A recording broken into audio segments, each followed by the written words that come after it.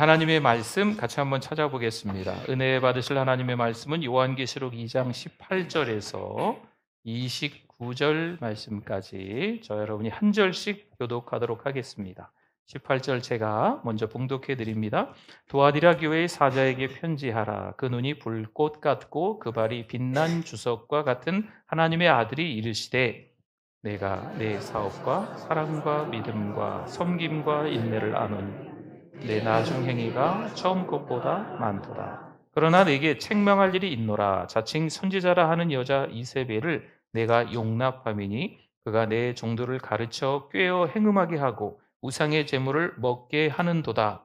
또 내가 그에게 회개할 기회를 주었으되 자기의 음행을 회개하고자 하지 아니하는도다. 볼지어다 내가 그를 침상에 던질 터이요 또 그와 더불어 간음하는 자들도 만일 그의 행위를 회개하지 아니하면 큰 환난 가운데에 던지고 또 내가 사망으로 그의 자녀를 죽이리니 모든 교회가 나는 사람의 뜻과 마음을 살피는 자인 줄 알지라. 내가 너희 각 사람의 행위대로 갚아주리라. 두아디라에 남아 있어 이 교훈을 받지 아니하고 소위 사탄의 깊은 것을 알지 못하는 너희에게 말하노니 다른 짐으로 너희에게 지울 것은 없노라. 다만 너희에게 있는 것을 내가 올 때까지 굳게 잡으라. 이기는 자와 끝까지 내 일을 지키는 그에게 만국을 다스리는 권세를 주리니 혈창을 가지고 그들을 다스려 질그릇 깨뜨리는 것과 같이 하리라. 나도 내 아버지께 받은 것이 그러하니라. 내가 또 그에게 새벽별을 주리라. 교회에 있는 자는 성령이 교회들에게 하시는 말씀을 들을지어다. 아멘. 네, 우리 옆에 분들 보시고 우리 세계를 먹여 살리는 리더가 됩시다. 인사하셔도 좋고 우리 잘 오셨다고 인사하셔도 좋겠습니다. 우리 앞뒤로 한번 인사 나누시겠습니다. 세계를 먹여 살리는 리더가 됩시다. 잘 오셨습니다. 은혜 많이 받으세요. 네, 또 편찮으신데도 힘내셔서 이렇게 교회에 오신 우리 가정도 좀 있으시고 이래저래 좀 어려운 상황들에 처해 있는데도 불구하고 예배에 달려 나오신 분도 좀 보이시는 것 같습니다.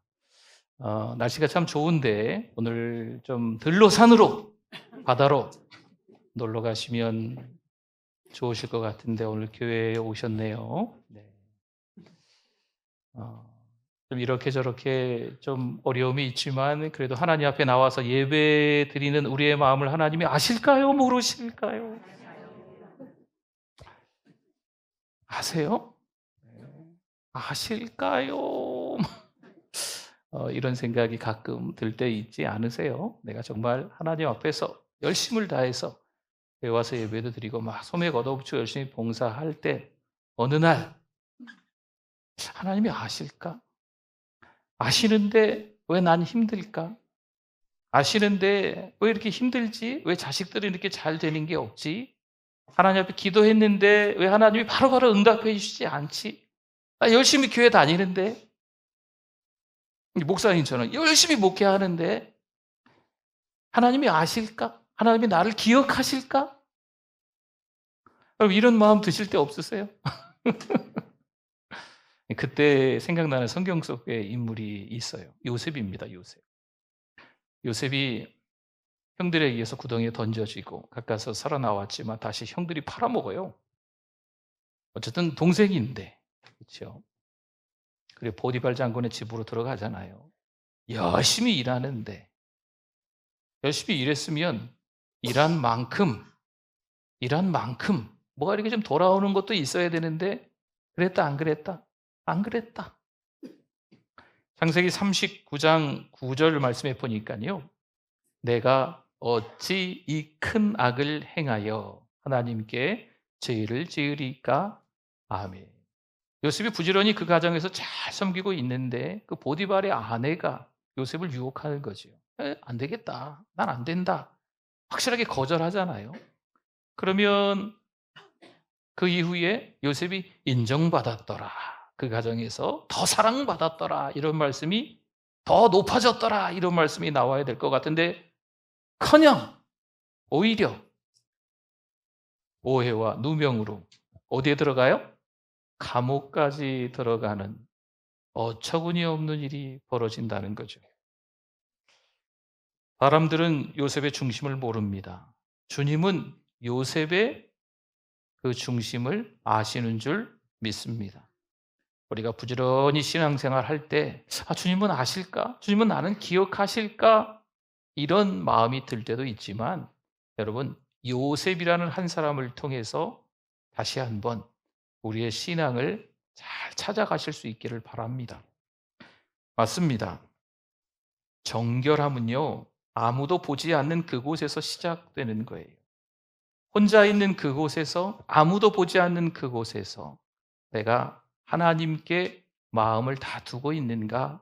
아니면 열심히 딴 거 하고 있는가? 혼자 있는 그 시간에, 아무도 보지 않는 그 시간에 나는 뭐 하고 있는가? 여러분, 거기서 진짜 내가 정결한지 정결하지 않은지 드러나는 겁니다. 정결함은요, 외적인 성공이나 사람의 인정보다 하나님을 경외하는 중심의 태도에서부터 비롯됩니다. 오늘 우리가 함께 나눌 두아디라 교회도 마찬가지입니다. 겉보기에는요, 사랑이 있어요, 믿음이 있어요, 섬김도 있어요, 인내도 있어요. 하지만 속으로는 타협이 자라나고 있습니다. 물론 주님은 그 중심을 들여다보시고 타협의 흔적을 꾸짖으십니다. 거기만이 아니죠. 정결함을 지키는 자들도 그 교회 안에 있었기 때문에 주님이 응원하시고 격려하시고 기억하시는 장면이 나와요. 다음 주간은 고난주간입니다. 예수님께서 예루살렘을 향해 묵묵히 걸어가신 그 길, 많은 이들은 그분의 외적인 모습에 열광합니다. 하지만 주님은 그 마음 깊은 곳에서 아버지의 뜻을 향한 정결한 순종으로 걸어가시는 줄 믿습니다. 주님의 그 발자취는 오늘 우리가 본문을 통해 확인하고자 하는 참된 정결함의 기준이 되기도 합니다. 오늘 우리는 본문을 통해서 주님께서 원하시는 정결함이 어떤 모습인지, 그렇다면 우리도 그 정결함을 다시 회복할 수 있는 은혜의 길이 무엇인지를 함께 살펴보도록 하겠습니다. 오늘은 세 가지로 한번 구분을 좀 해봤습니다. 첫 번째 한번 볼까요? 같이 한번 읽어봅니다. 정결함은 중심에서 시작되는 참된 신앙입니다. 19절을 보면 주님이 이렇게 칭찬하세요. 내가 내 사업과, 보세요, 사랑과 믿음과 섬김과 인내를 아노니 내 나중 행위가 처음 것보다 많도다. 아멘. 여러분, 이 표현은요, 외적으로 볼 때 두아디라 교회가 칭찬받는 교회였다라는 것을 알 수 있습니다. 사랑, 믿음, 섬김, 인내. 교회 안에서 정말 꼭 필요한 4개의 기둥처럼 보이지 않습니까? 성숙한 공동체의 증거, 이 4가지가 분명 그래요. 게다가 나중 행위가 처음 것보다 많도다, 이렇게 주님이 그 교회를 향해서 말씀하고 계십니다. 이 말은요, 그 교회가 성장이 있었다라고 하는 말씀입니다. 하지만 중요한 건 이 모든 것의 중심이 누구를 향하고 있는가, 이것입니다. 지금 우리가 하고 있는 섬김과 봉사가 누구를 위한 것일까요? 내가 열심히 교회를 나오는데 누구 때문에 교회에 나올까요? 사람의 칭찬, 사람의 인정 때문에, 사람의 시선 때문에 교회에 나오는 걸까요? 아니면 주님을 향한 진심이 있어서 교회를 나오는 것일까요? 예수님은 마태복음 6장 1절에서 경고하세요. 사람에게 보이려고 그들 앞에서 너의 의를 행하지 않도록 어떻게 하라? 주의하라. 아멘.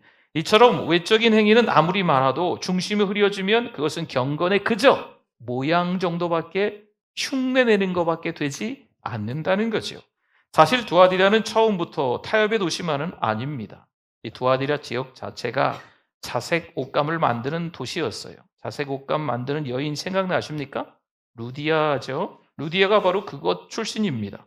하나님을 경외하던 그녀는요, 바울의 말씀을 듣고 유럽 최초로 회심하게 됩니다. 그래서 빌립보 교회의 신실한 성도로 자신의 집을 선교의 거점으로 내주기까지 합니다. 이처럼 이 두아디라에도 하나님께 향한 이들이 있었다는 거죠. 주님은 그들의 사랑과 믿음과 섬김을 기억하신다, 그래서 말씀하고 계신 거예요. 그러나 어떻게 됩니까? 시간이 지나면서 그 중심은 점차 흐려지는 거죠. 타협이 스며들기 시작합니다. 정결함을 지켰던 교회가 점점 그 교회의 가치, 핵심, 본질, 아주 중요한 것을 잃어가고 있는 겁니다. 오늘날 우리의 모습도 안타깝지만 크게 다르지는 않습니다. 기도는 있는데 하나님은 없어요. 열심히 기도하는 것 같은데 저기 바깥에 하늘님을 찾고 있는, 다른 어떤 종교의 누군가를 찾고 있는 모습처럼 그냥저냥 하나님을 찾고 흉내내는 거죠. 기도는 하는데 정작 그 안에 진짜 하나님이 없는 거예요. 예배는 드리는데 그 예배를 통해서 받는 은혜, 기쁨, 눈물, 감사, 이런 것은 사라진 지 오래된 거죠. 겉으로 경건한 모습이지만 중심은 주님을 떠나 있는 상태입니다. 내가 교회를 잘 다니고 있는 것처럼 보이지만 하나님 없이 그냥 살아가고 있는 모습이에요. 성도 여러분, 정결함은요, 겉모양이 아니라 주님을 향한 중심에서 시작되는 신앙입니다. 잠언 4장 23절에 보니까 모든 지킬 만한 것 중에 더욱 뭘 지키라 그럽니까? 내 마음을 지키라. 생명의 근원이 이에서 남이니라. 아멘. 무엇보다 우리의 마음을 지켜야 될 줄 믿습니다. 마음이 흐려질 때 기도는 하나님 없는 말이 돼요. 주절주절 거리긴 하는데 하나님을 신뢰하는 믿음이 없는 거죠. 예배는 드리기는 하는데 부지런히 이 예배 저 예배 자꾸 교회에 나와서 예배를 드리기는 하는데 익숙한 습관으로 어떤 날은 지겨운 거죠. 찬송이 지겹고 기도가 지겹고 목사님 설교가 듣기 싫은 거죠. 여러분, 여기는 이 예배는요, 기쁨이 없는 거예요. 은혜가 없는 거예요. 어느새 우리의 신앙이 영적으로 무뎌진 거죠. 어떠세요? 예배 가운데 기쁨을 누리고 계십니까? 아니면 형식적인 습관처럼 오늘도 또 예배에 나오셨습니까? 처음에는 하나님을 사랑해서 예배드리고 교회를 섬겼어요. 그런데 어느 순간부터 사람의 시선이나 나의 만족을 위해서 내가 그래도 교회에서 뭐라 불리니까 예배를 안 드릴 수는 없지. 사람들의 시선이 있으니까 내가 기도는 안 할 수는 없지. 이렇게 되어버리진 않았습니까?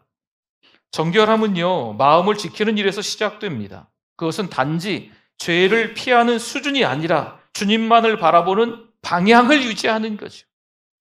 하나님께서 원하시는 길이 어떤 것인지 정확하고 분명하게 선명하게 바라보는 거예요. 맞아요. 우리는 정결함을 훈련해야 합니다. 내 마음이 주님을 향하고 있는지 매일 돌아봐야 하는 거예요. 목사가 부족해서 그런지 말씀을 오래 보게 됩니다. 오래 보고 설교 준비를 합니다. 부족해서 그런지 자꾸 기도할 수밖에 없네요. 여러분, 그런 시간들을 통해서 하나님이 나를 기억하시는 건 맞을까? 하나님이 이 목사에게 은혜를 주시는 건 맞을까? 목사조차도 어떤 날은 힘들면, 피곤하면, 지치면 그런 마음이, 죄송합니다, 제가 믿음이 별로 없는지 그런 마음이 들 때가 있어요. 그러나 이런 시간들을 통해서 저의 정결함들이 훈련되어져 가는 시간이라 생각합니다. 왜요? 다시 제가 하나님 앞에 엎드리거든요. 다시 성경을 펼쳐서 묵상하고 다시 힘내서 하나님의 말씀에 은혜 받고 도전 받거든요. 두 번째 한번 볼까요? 두 번째, 정결함은 같이 읽어봅니다. 타협을 거절하는 영적 분별력입니다. 20절 말씀에 보니까, 우리 말씀 읽었으니까 노란 부분만 보겠습니다. 그러나 내게 책망할 일이 있노라. 자칭 선지자라 하는 여자 이세벨을 내가 용납함이니. 아멘. 여기서 용납함은요, 허용하다입니다. 용납함은요, 마음대로 풀어놓는 거예요. 이게 용납하는 겁니다. 주님은 두아디라 교회를 향해 분명한 책망을 하십니다. 이세벨이라는 여자가 잘못된 가르침을 퍼뜨리고 있는데 교회가 그걸 알면서도 어떻게 했어요? 용납했어요. 허용했어요. 그냥 내버려뒀다는 거죠. 이세벨은 구약 성경에 등장하는 아합 왕의 아내로 바알 숭배를 퍼뜨리고 여호와의 선지자들을 죽이며 우상을 섬기게 했던 인물입니다. 오늘 본문의 이세벨은 바로 그 구약의 이세벨처럼 하나님의 백성을 미혹시키는 영적 영향력을 상징적으로 가리킵니다. 당시 두아디라 교회 안에도 이세벨과 같은 인물이 있고 그녀는 잘못된 가르침과 타협의 메시지를 퍼뜨리고 있었습니다. 그런데도 교회는 그것을 어떻게 해요? 분별하지 못한 채 그냥 허용한 거죠. 내버려둔 거죠. 오늘날 교회 안에도 이세벨과 같은 영향력이 나타납니다. 이 영향력이라고 하는 것은 리더라는 거예요. 오늘날 교회 안에도 이런 이세벨과 같은 리더들이 등장할 수도 있어요. 교회를 어지럽히고 목회자를 세상의 기준으로 비판하는 일이 있습니다. 여러분, 이런 모습은요, 타협의 영이며 우리는 말씀으로 분별하고 지켜내야 합니다. 정결함은 그런 타협을 거절하는 데서 시작되는 거죠. 여기서 이세벨은 단지 어떤 특정한 인물만을 지칭하는 게 아닙니다. 하나님을 믿는다고 말하면서도 동시에 세상의 가치와 우상을 함께 받아들이는 혼합주의 신앙 태도의 모습입니다. 정말 하나님을 믿는 것처럼 보이지만 세상의 것과 동시에 믿는 거죠. 세상도 믿고 하나님을 믿는 거죠. 성경도 믿는 것처럼 보이지만 세상 사람들이 하는 말에도 너무 귀를 기울이면서 살아가는 겁니다. 혹시 우리 안에도 믿음과 세상을 동시에 붙들려는 태도가 자리 잡고 있지는 않습니까? 혼합주의는요, 겉으로는요, 하나님을 섬긴다 말합니다. 아니, 누가 봐도 교회 다니는 사람처럼 보여요. 그의 말을 보면 신앙이 있는 것처럼 보입니다. 하지만 실제로는 세상도 함께 따르는 신앙입니다. 어찌 보면 양다리 걸치고 있는 거죠. 어찌 보면 경계선에 있는 거예요. 자기 마음에 들면 하나님 찾고 마음에 안 들면 세상을 찾는 모습이 도드라지는 거죠. 하나님을 붙든 듯 하지만 세상도 놓지 못하는 이중적인 모습이 있는 겁니다. 결국 어떨까요? 그 중심에는, 진짜 그 중심에는 하나님이 안 계시는 거죠. 두아디라 교회가 바로 그랬습니다. 사랑과 믿음, 섬김과 인내. 누가 봐도 교회에서 꼭 필요한 기둥 같은 귀한 것들이 있어 보입니다. 하지만 진리가 아닌 가르침에 타협하며 혼합된 신앙을 받아들이고 있습니다. 성경은 이러한 타협을 결코 가볍게 여기지 않습니다. 사실 이 교회는 처음부터 그렇게 타락한 공동체는 아니었습니다. 그렇게 두아디라 교회를 향한 말씀은 단지 상징적인 메시지로 끝나지 않아요. 실제 역사 속에서 교회가 어떻게 약해졌는지를 잘 보여주고 있는 거죠. 오늘 우리가 그런 교회의 모습을 지켜보고 우리가 섬기는 교회, 이 전주 땅의 교회들이, 이 민족의 교회들이 그렇게 되지 않기를 하나님 앞에 기도해야 될 줄 믿습니다. 고린도전서 5장 6절 말씀에 보니까요, 적은 누룩이 온 덩어리에 퍼지는 것을 알지 못하느냐? 아멘. 죄와의 타협은요, 처음엔 아주 작아 보입니다. 미흡해 보입니다. 이 정도는 괜찮겠지. 저 정도는 허용해도 되겠지. 저 정도 말인데, 우리 관계를 생각해서 그러려니 이야기하게 내버려 둬야지. 아니에요, 여러분. 결국 교회를 집어삼킵니다. 오늘날 우리도 타협의 유혹을 자주 느낍니다. 한 청년이 회식 자리에 간 거죠. 교회를 잘 다니는 청년이지만 회식 자리에 가서 건배사를 외치는 사람들과 함께 어울려서 이 한 잔을 마셔야 될까 말까 고민하다가 마신 거죠. 그럼 어떻게 될까요? 그 이후에 기도가 사라지는 거죠. 그 이후에 예배의 감격이 사라지는 거예요. 신앙이 무뎌지는 거죠. 작은 타협이 마음을 흐리게 한 겁니다. 정결함은요, 그 타협을 끊어내는 용기에서 시작됩니다.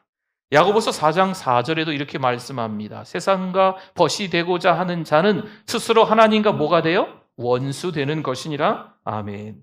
이처럼 신앙생활 속 작은 타협은요, 처음엔 별일 아닌 것처럼 보입니다만, 아이고, 이 정도는 내 신앙으로, 내 신앙의 연저로 이겨낼 수 있어 라고 생각할 수 있지만 그렇지 않습니다. 어떻게 됩니까? 점점 우리 영혼의 감각을 무디게 만듭니다. 세상과 버타라는 마음은요, 어느 순간 하나님과의 관계가 멀어지게 만드는 거예요. 하나님이 너무 멀리 있는 거죠. 결국 중심이 흔들리게 됩니다. 성도 여러분, 정결함은요, 그래서 단호함입니다. 단호함. 중심을 흐리게 하는 세상의 말과 분위기 가운데 나는 누구를 붙들 것인가? 분명히 선택을 하셔야 됩니다. 세상 속에 우리가 살아갈 수밖에 없는 인생이지만 많은 시간을 세상에서 보내고 있지만 그 세상의 소리에, 세상의 잡음에, 세상의 유혹에, 세상의 가치에 등 떠밀려서 교회 안에서조차도 똑같은 말을 이세벨처럼 하면 안 됩니다. 그걸 허용해서는 안 됩니다. 그럼 점점 교회를 집어삼키는 거예요. 한 가지 더 볼까요? 세 번째, 우리 같이 한번 읽어보겠습니다. 정결함은 끝까지 주님을 붙드는 믿음의 방향입니다. 아멘. 25절 한번 봅니다. 다만 너희에게 있는 것을 내가 올 때까지 어떻게 해요? 굳게 잡으라. 여기서 굳게 잡으라고 하는 것은요, 놓치지 말라는 거예요. 꽉 붙잡으라는 거죠. 여러분, 우리가 버스를 탔어요. 버스를 탔는데 기사님이 앞으로 가고 서기도 하고 또 갑자기 서기도 하고 막 이러거든요. 그러면 버스에 아무것도 안 잡고 그냥 있으면요, 막 떼굴떼굴 굴러서 기사님한테 가요. 기사님 저 부르셨어요? 여러분, 버스 안에서 뭘 꼭 잡고 있어야 될까요? 손잡이를 잘 잡고 있어야 돼요. 안전벨트가 있는 버스면 안전벨트를 꼭 매셔야 됩니다. 우리 교회 차 타고 오시는 분들도 안전벨트 꼭 매세요. 네, 안전벨트 꼭 매셔야 돼요. 항상 안전벨트 매셔야 돼요. 여러분, 꽉 붙잡다. 여기서 굳게 잡으라는 건 예수님을 꽉 붙잡으라고 하는 건 그런 의미예요. 안 붙잡으면 자빠지는 거예요. 넘어지는 거예요. 세상의 여러 가지 소리에 우리의 중심이 흐려진다는 거죠. 저도 마찬가지예요. 여러분도 마찬가지세요. 그렇기 때문에 누구를 붙잡아라? 예수님을 붙잡으라라는 거죠. 두아디라 교회 안에도 타협에 물들지 않은 이들이 사실 있습니다.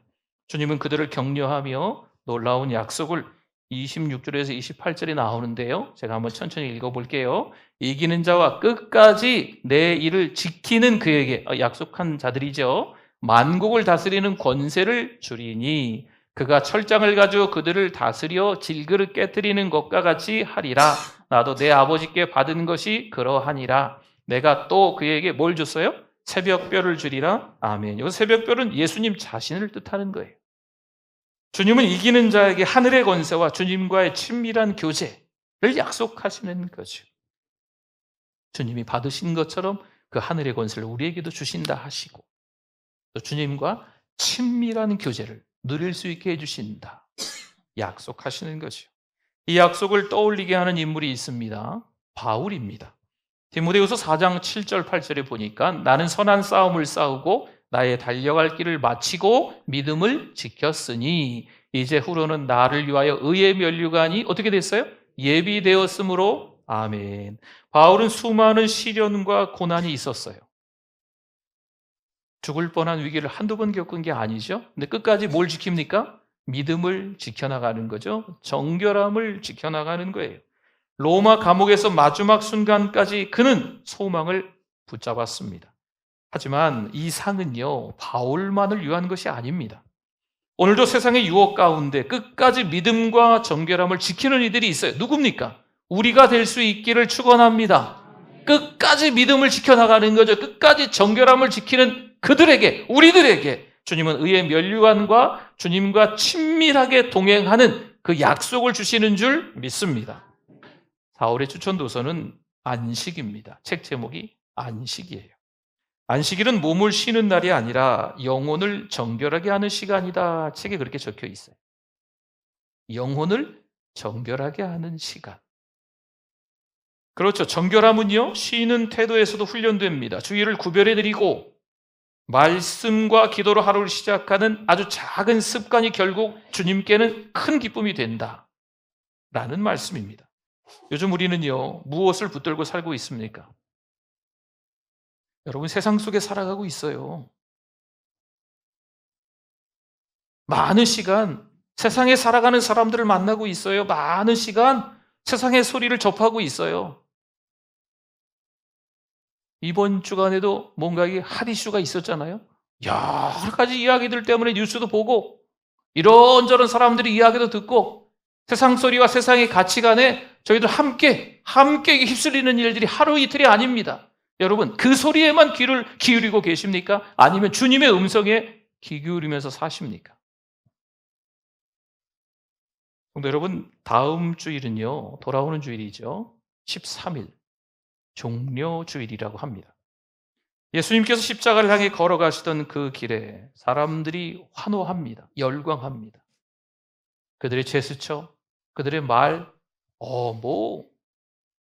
어떤 왕이 들어오는 것 같아요.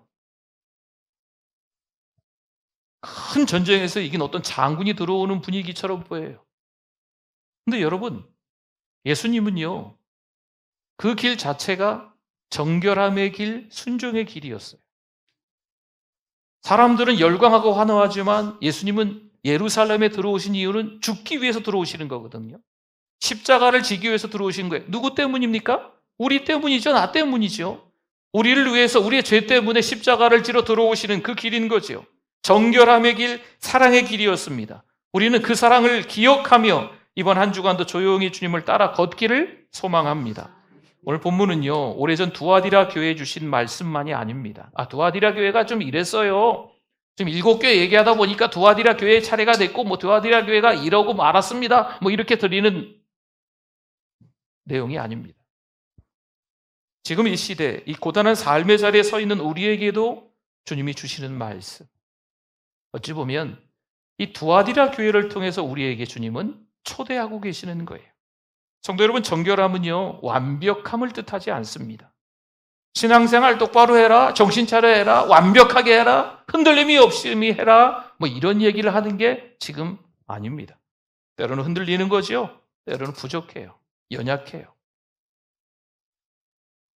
세상의 가치로 이렇게 잣대로 하면, 찾아보면 지금 우리 안에서도 이 세상의 가치에 못 미치는 분들도 있을 수 있어요. 많이, 저를 포함해서. 하지만 그걸로 우리를 보는 게 아닙니다. 주님을 향한 중심을 지키고자 다시 한 걸음 내딛는 그 마음, 이것이 바로 정결함의 시작인 줄 믿습니다. 세상에서 누가 보니까 참 모질라대, 그 목사. 세상에서 누가 보니까 아이고 그 교회 다니는 누구 성도, 아이고 그러니까 교회 다니지, 아이고.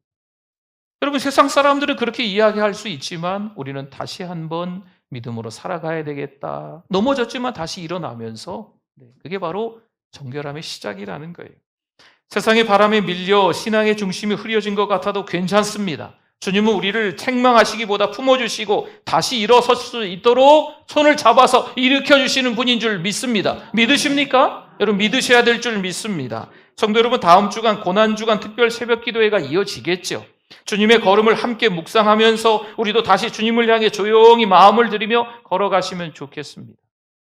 하루 또 하루 다시 한번 우리의 더 부족함을 좀 깨달아서 하나님을 찾는 거죠. 여러분, 이게 신앙의 출발이에요. 지금까지 너무나도 많은 사람들이 앞서 신앙의 선비로 우리 앞을 지나갔어도 우리는 다시 시작하면 돼요. 다시 시작하면 됩니다. 괜찮습니다.